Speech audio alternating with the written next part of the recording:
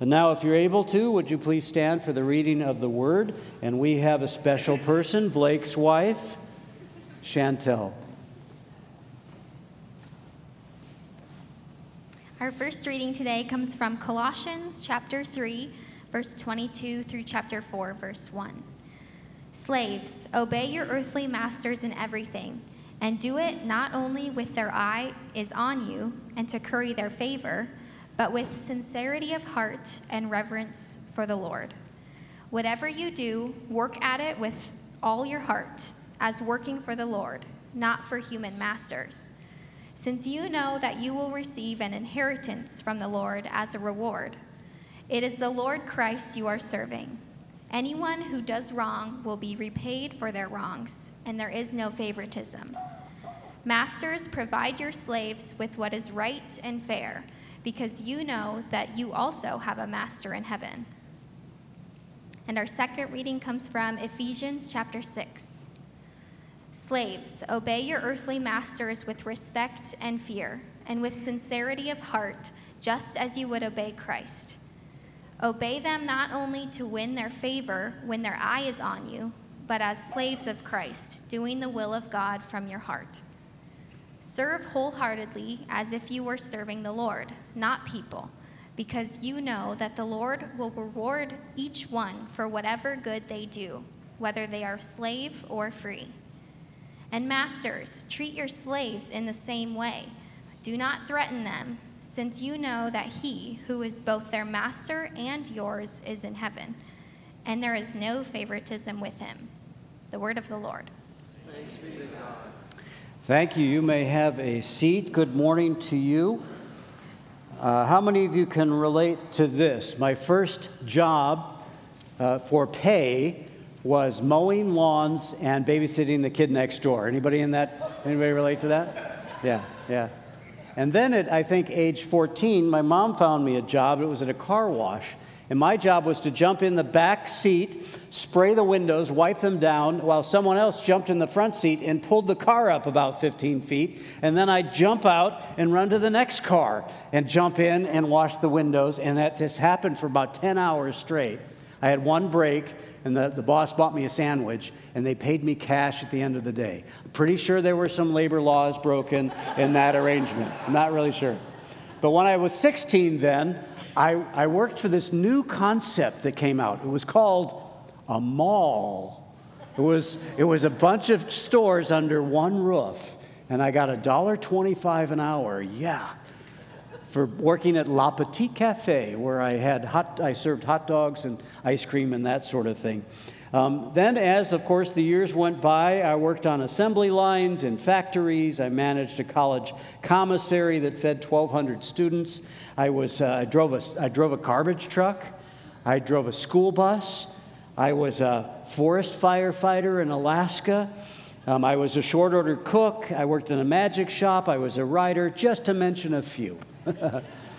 Now, I share that for context because today we're going to talk about real relationships in the workplace. And I don't know why, but a lot of people think pastors are born pastors. Like in the delivery room, when you come out, they say, hey, it's a healthy little boy. What are you going to call him? How about Reverend? Oh, okay. But that's not how it is. We all work lots of different jobs. What about you? What's your job like? What's your career like? What kind of occupation do you have? That's what we want to talk about today. The average American works 35 plus hours a week. Listen to this. If you're in management or you carry a cell phone that's work-related, then your hours go up to about 13 hours a day plus 5 hours on the weekend. Now, add your sleeping hours, and you don't have many hours left to do the rest of your life. And if you're a Christian and go to church, you're encouraged to attend church services, have a rigorous personal study time, be in a small group, serve in some capacity. So if you were planning on binge watching something on Netflix, I'm sorry, there's nothing left over for that. Since our jobs consume so much of our energy and time, as a Christ follower, we have to make a very important decision whether or not we're going to integrate our faith into our work week. Either our faith will be confined to a 1-hour worship session like this, or maybe a few other little activities at church and at home, or we will fully embrace and integrate our faith into the work week, therefore saying, I will love the Lord my God with all my heart, soul, strength, mind, and occupation. So today we're finishing up this series called Real Relationships. Since we live in a world of virtual everything, we wanted to raise the bar on authenticity and reality in our relationships.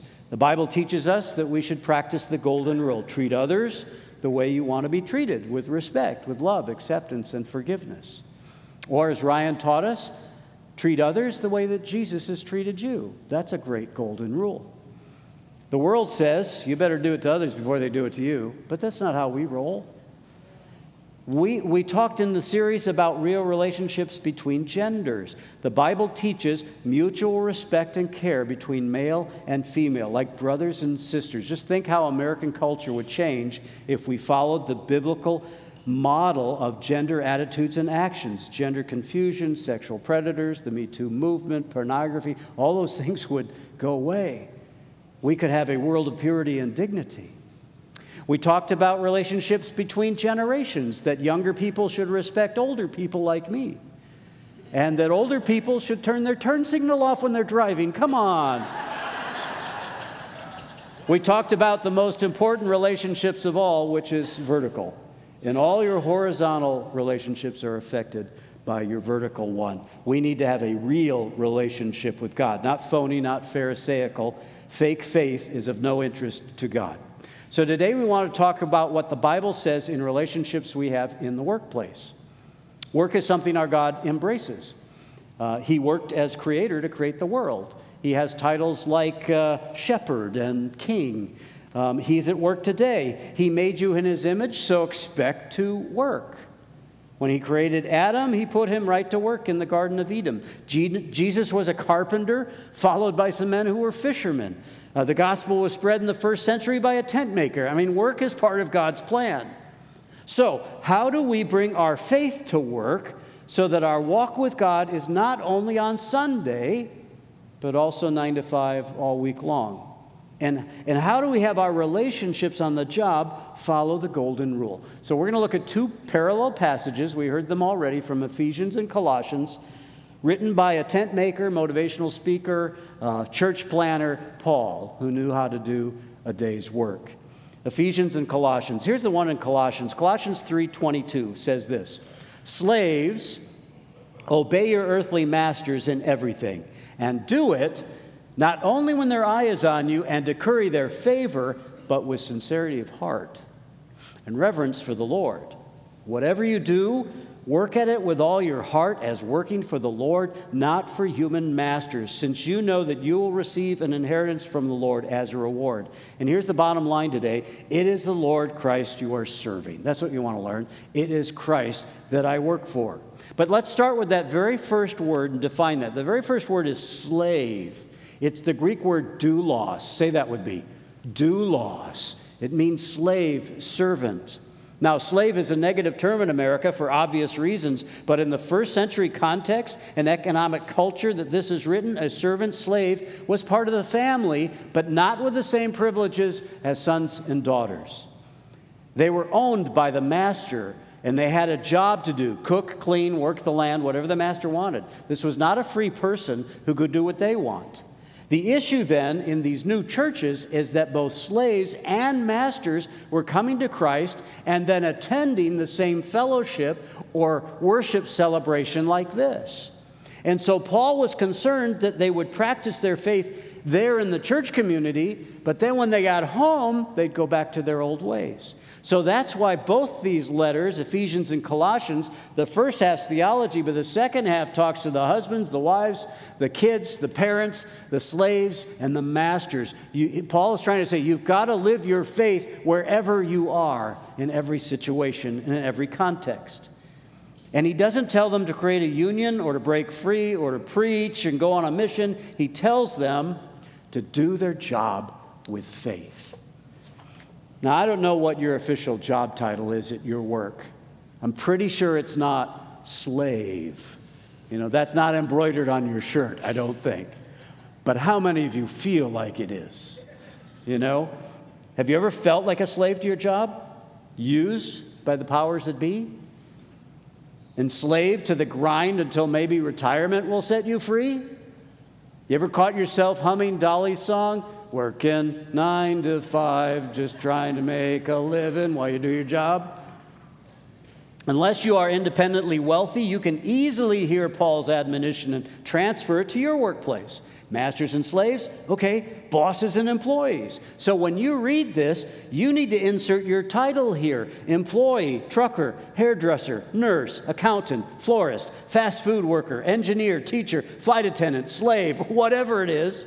Write it next to this verse, which says this to you: obey your earthly masters in everything.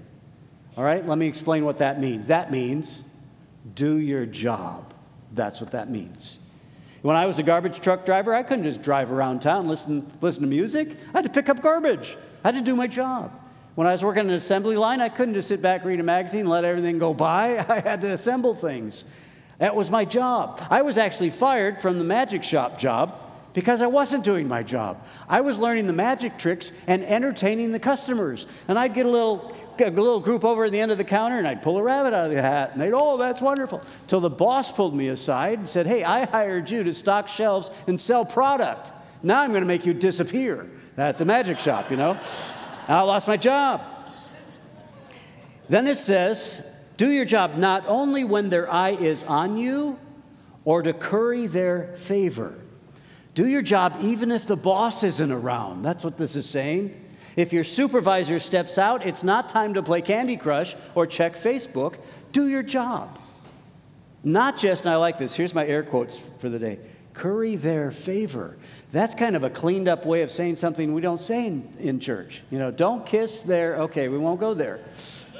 Basic biblical work ethic is to do your job. Now here's where faith steps in. Next verse, verse 22. But do your job with sincerity of heart and reverence for the Lord. Whatever you do, work at it with all your heart, as working for the Lord, not human masters, since you know that you'll receive an inheritance from the Lord as a reward. It's Lord Christ you're serving. This attitude is how you bring God to work with you. You wouldn't leave your lunch bucket at home. Don't leave God there either. When you bring God to work, you quickly realize that even if your boss isn't watching, the almighty, ever-present God is watching. And therefore, you begin to work for Him. I want to do a good job for Him. I want to be an exceptional employee for Him. Though I'm hired by the company, I'm really serving my Heavenly Father. The Lord is my boss. I'll receive my ultimate paycheck and inheritance from Him. That's an I brought my faith to work attitude. Now here, let's read it in the parallel passage in Ephesians. It says this: obey them, meaning your boss, your supervisor, not only to win their favor when their eye is on you, but as slaves, note that word, of Christ, doing the will of God from your heart. Serve wholeheartedly as if you were serving the Lord, not people, because you know that the Lord will reward each one for whatever good they do, whether they're slave or free. Now notice he used the same word, doulos, about our relationship with Christ. We're not only slaves to our employer, but we are doulos, slaves to Christ. Ultimately, we're serving the Lord, not only our human supervisor. And we're doing God's will, not just the will of our boss. Therefore, listen to what I'm going to say, therefore, you're not simply a cashier. You are a cashier for Christ. You're not a vice principal. You're a vice principal for Christ. You're not a dentist. You're a dentist for Christ. You're not a small business owner. You're a small business owner for Christ. You don't work for AAA. You work for Christ. You don't work for the state. You work for Christ. You're not retired. You still work for Christ. Do you hear that? He's your Lord and Master, and you are His doulos, servant slave. Here's an easy way to sum this up. For a work ethic, this integrates life priorities of loving God, loving others, and going to work. Now, let's see how we do in here. There was this Sunday school song from years ago. The people in the traditional service knew it. The people at 9 o'clock were clueless. But anybody here remember the old Sunday school song about Jesus and others and you? And that's how you spell joy, J-O-Y, Jesus and others. Oh, good. Thank you, Nancy. I got one. Anybody else remember that? Okay. Well, we're not going to talk about that. But we've adapted that for today, a variation for today. Real relationships on the job, J-O-B, spells Jesus and others and business. Jesus is first and foremost because we ultimately work for him. He is our master. He doesn't live in the church, he lives in us, so we bring him to work.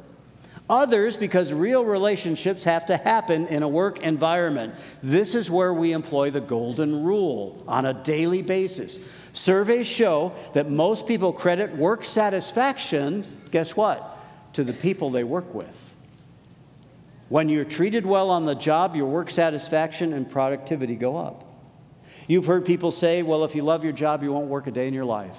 You know, if you love the people you're working with, you won't want to ever leave. And then business, Jesus and others, and then business. Of course, we've got to get the work done, but not by putting our faith aside and mistreating the people around us. The world says the bottom line is profit. Now, the business is why we're in business. And you've heard people justify mistreatment by saying what? Nothing personal. It's just business. It's not a petting zoo. It's Shark Tank. But the biblical approach turns that attitude on its head. Because if we put business first, which is the way of the world and the temptation to us, we will leave God and faith back at church somewhere, and we will find ourselves using people to get the task accomplished and the business done. And to have a biblical work ethic at your workplace of employment, it has to be Jesus is honored first, others will be treated well, and then I'll get the business done in that order. Now, here's a memo for us this morning. With that in mind, a memo from HR. HR stands for His Relationships. Okay? Here's the first one. Incorporate spiritual habits at work. Incorporate spiritual habits at work. You know, people in the Bible all worked, and they practiced their faith while they labored. David was a shepherd. Daniel and Joseph were government officials. Joshua was in the military. Bezalel was a construction worker. Luke was a doctor. Lydia was a seller of purple. And when they did their work, they also prayed and cared and pastored and contributed. Now, most notably today in our world, Chick-fil-A practices those things. They're closed today. You know why? Because they want their employees to go to church and worship. They very clearly put Jesus and others before business. But not many of us work at Chick-fil-A, do we?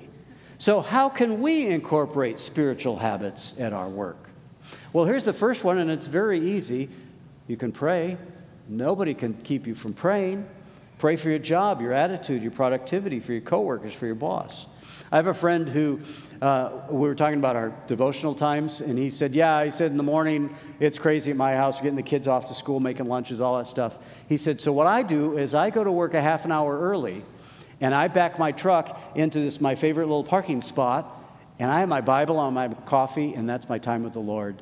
And I spend time with him, and I talk to him about my job and what's going on. I talk to him about my boss, and I pray for my attitude, and I read my Bible, and then I walk into work. And I'm ready to go because he's employed a spiritual discipline into the workplace. You know, your workstation can be your worship station if you just stop and every now and then say, thank you, God, for this job. I'm so pleased that I'm employed, and help me to do my job well. You can pastor your coworkers. You can give from your earnings. You can incorporate spiritual habits at work. Now, here's the second thing. Do a quality job. Not just do your job, but do it with excellence. That's the essence of what Paul is teaching here.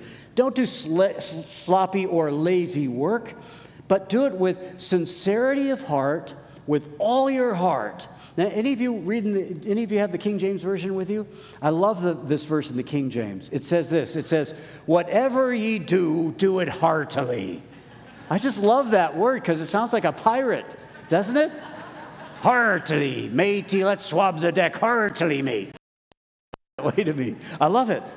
Now, I'm finishing up 8 years of ministry here at Christ Community. In fact, this is my very last sermon, the very last one. And, this could have been a little part-time job for me. but I wanted to do it heartily. I put my heart into it. You know, I didn't have to write weekly devotionals or publish books or lead mission trips or take tours of the Holy Land or bring grief share to our church or host marriage conferences, which I hope you're signing up for in June, or sponsor huge events. I didn't have to do all that stuff, but I wanted to do a quality job and serve my master with excellence. I wanted to do it heartily. Hey, diddly-dee, the pastor's life for me, you know? What's it look like in your workplace, though? How do you do that in your workplace? I had an experience of quality work done for me at Home Depot recently. Some of you know I had surgery a little while back, and the doctor said, you can't pick up more than 5 pounds, which is basically everything, you know. And we needed to replace a toilet in our house. So I went to Home Depot, and of course, the box was up there. This is a big box. It's up on the top, and I'm pretty sure it was more than 5 pounds. So I had to find help. You ever try to find help at Home Depot? Hello, hello, hello. I need some help, help, help, help. So I wandered around. I finally found a guy in the little vest, and I said, excuse me, sir, I need some help. I need a toilet. Restrooms are over there. And he walked away. It's like, no, I don't need a restroom. I need a toilet, toilet, toilet. You know. And then I heard behind me, can I help you, sir? And I turned around, there was this nice young man with his little vest, and I explained the whole thing. Oh, I had surgery, and I got, you know. He said, let's figure this out. And he found the right toilet, he got the forklift, he took me through checkout, he put it in the car, he followed me home and installed it. No, he didn't do that. But he was so nice, and he did his job well. He didn't just do his job. The first guy was probably doing his job. He did his job with excellence. That's the way to be an employee. Number 3, employ the golden rule. A positive work environment is essential to your work satisfaction and productivity. Therefore, treat coworkers and administrative staff with the same courtesy and professionalism that you would want to be treated. You know what that's called? The golden rule. Now, our staff here this year had to take harassment training so that I wouldn't make sexual advances on my coworkers or make a bunch of racial slurs in the office. I passed. Do you know why? Because I wasn't planning on doing any of that anyway. You know why? Because I employ the golden rule in the workplace. Number 4, be an influencer. Here's an interesting little story about Jesus and his disciples. Jesus points out something in the crowds and then talks to his disciples. Matthew 9:36. When Jesus saw the crowds, he had compassion on them because they were harassed and helpless like sheep without a shepherd. Then he said to his disciples, the harvest is plentiful, but the workers are few. Ask the Lord of the harvest, therefore, to send out workers into his harvest field. Now, I've paraphrased this for your workplace. Here's what it says. Jesus saw your coworkers, and he had compassion on them because they were harassed and helpless like sheep without a shepherd. And then he turned to you and said, the harvest is plentiful, but the workers are few. In fact, it might just be you. Ask the Lord of the harvest to empower you in this harvest field, your workplace. Do you see your workplace the way Jesus sees it? Do you see it as a harvest field, a place to be an influence for Christ? You know, many Christians have no non-Christian contacts.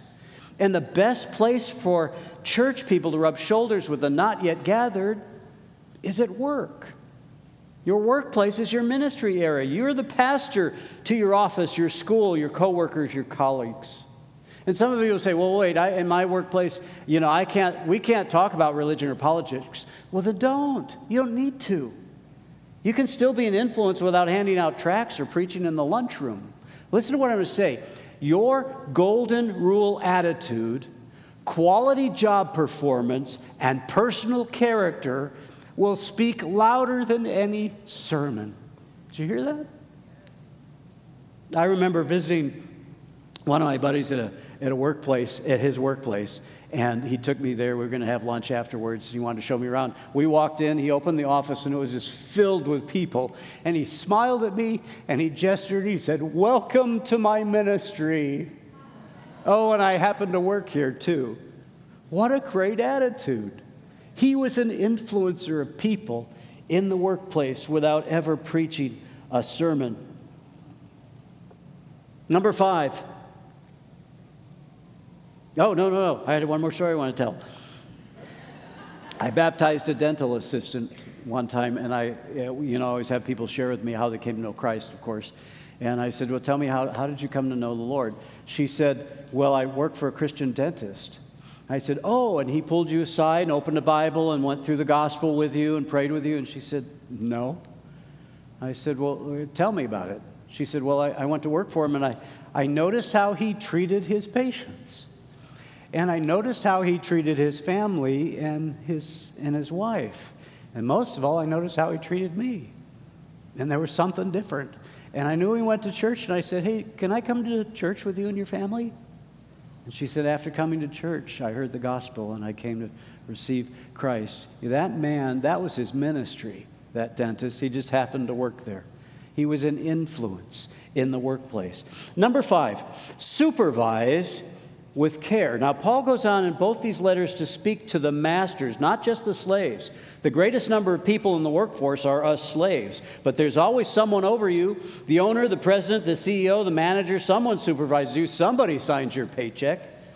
And if you're someone's boss, you listen to me now, if you're someone's boss or supervisor, you carry a lot of pressure of getting the job done. You've got to get the business taken care of. As a senior pastor for over 25 years in 2 different churches, I did my share of hiring and firing people. There's this tension you carry as the key leader to fill a position, monitor performance, but then minister to the person as well. And Paul knows that masters can inevitably treat slaves poorly, and that hasn't changed much through the years. So he addresses those who supervise. So here's Colossians 4:1. Masters, provide your slaves with what is right and fair, because you know that you also have a master in heaven. Masters, treat your employees rightly and fairly. Show personal interest in them. Give them proper compensation. Clarify work expectations. Coach them to do their job well. You know, most employees, all they want to know are 3 things. What's my job? Who do I report to? And how am I doing? If you could just tell them that over and over, they'll be happy. Ephesians 6:9 says the same thing in the parallel passage. And masters, treat your slaves in the same way. Do not threaten them, since you know that he who is both their master and yours is in heaven, and there's no favoritism with him. Masters, you have a master. Boss, you have a boss. God cares about you and your employees equally without favoritism, so you better care for them well as well. Don't say, oh, it's just business, nothing personal. No, these are persons. It is personal. Care for them, listen to them, value them, encourage them, be generous to them. A prominent businessman told me this late in his life. He had built his company from the ground up. And through the years, to be successful, he, of course, had to fire many people. And he said it was interesting. When I bring people in to lay them off, it was interesting to see how they reacted. Some of them would just be in shock like a zombie. Some would just get mad. Some would just weep and weep. And I would think, well, this is a weak person. I'm glad I'm letting them go. I don't need weak people in my company. Well, his company grew through the years, and he was very successful, actually. And then he sold his company to kind of an umbrella corporation, and he was to be a resource person. And guess what the first thing they did was? They fired him. He said he went home and cried like a baby for a week. He never really thought about the care of the person. If you supervise people, God has given you a wonderful but powerful position to care for them. You're their pastor. Don't take that lightly. Jesus taught his followers, don't be like the leaders of this world who lord it over others. But you be, guess what the word is? Doulos. You be a servant, slave, leader to them. Here's the last one, number 6, end well. Whatever you do, work at it with all your heart, since you know that you will receive an inheritance from the Lord as a reward. The best retirement package ever is heaven. Amen.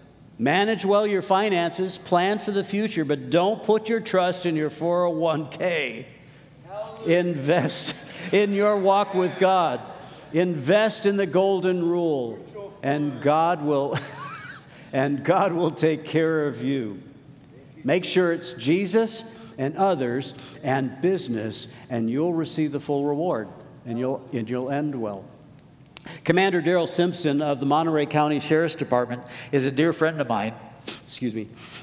He retired this year, and they did a little ceremony that they recorded on his dash cam. That's how I was able to see it. He sat in his car in his uniform, circled around by his colleagues, and the dispatcher came on and said, Commander Simpson, we want to honor you for your fine years of quality work here at the Sheriff's Department. And they listed off all these accolades. He was the SWAT captain leader. He was a detective for a while. He was a hostage negotiator. He'd saved and rescued people from harm. And they listed all this stuff. And then the dispatcher was quiet, and another voice came on. It was his son. He said, Commander Simpson, I just want to thank you for being a man of God I could always look up to. And up till that time, Darrell, my friend, had sat there pretty calm. But when his son started talking, you could see him starting to lose it. Eventually, his son was done, and then he took the radio. And he thanked a bunch of people who were instrumental in his career. And then he said this, remember, keep your spiritual life and your personal life and your professional life in balance. God bless you all. Officer Simpson signing off for the last time. And he hung up the radio. That's how you end well. That's how you keep Jesus and others and business in priority. If you integrate God into every aspect of your life, including your job, and you employ the golden rule wherever you are in whatever context, when you get to heaven, you will hear the voice of your Master Jesus say, well done, my good and faithful, anybody want to guess the Greek word? Doulos, servant, slave. I hope this series has been helpful for you in improving your relationships. If you're like me, you realize that you have made some relational mistakes along the way, but you can get better. Here's my last story. One young man wanted to find out, how do you get to the top? And he thought, well, maybe I'll just call a bunch of heads of companies, see if somebody will give me a few minutes of time. And one of them did. He finally made an appointment. So he went that morning, went to this skyscraper of a building, got in the elevator, went to the top floor, got off and sat in the waiting room. Finally, the secretary said, you have 5 minutes. And he walked in, sat in front of this massive desk with the head of the company there, and he said, well, I guess I'll get right to it. I just want to know, how did you become such a success? How did you make it to the top? And the head of the company leaned forward and said, I made right decisions. The kid scribbled it down, and he said, well, how did you learn to make right decisions? He leaned forward, and he said, I made wrong decisions. You and I have made some wrong decisions in our relationships, but you can pivot. God's grace is great enough to cover anything that you've done wrong. Amen. And you can look forward and say, now, Lord, help me to learn from those and to treat the people in my life with respect and to bring the golden rule to play so I can have real relationships. I'd like for you just to close your eyes for a minute, and as you do, picture the faces of those you live with. How can you treat them better with love, acceptance, and forgiveness? Picture the faces of your coworkers. How can you bring faith to work and be a pastor and an influencer to them? Picture the faces of those sitting around you right here in church. How can you connect and be an encourager to your church family? What can you do to better employ the golden rule in real relationships? Father, thank you for each person who crosses our path. They may be a different gender or age or race, or they have different opinions, but they have hopes and fears and joys and worries just like we do. So teach us to treat others well like you've always treated us. Empower us to be light in the darkness, hope for the hopeless, full of love, acceptance, and forgiveness. Help us to be real in our relationships, always for God's glory. Amen.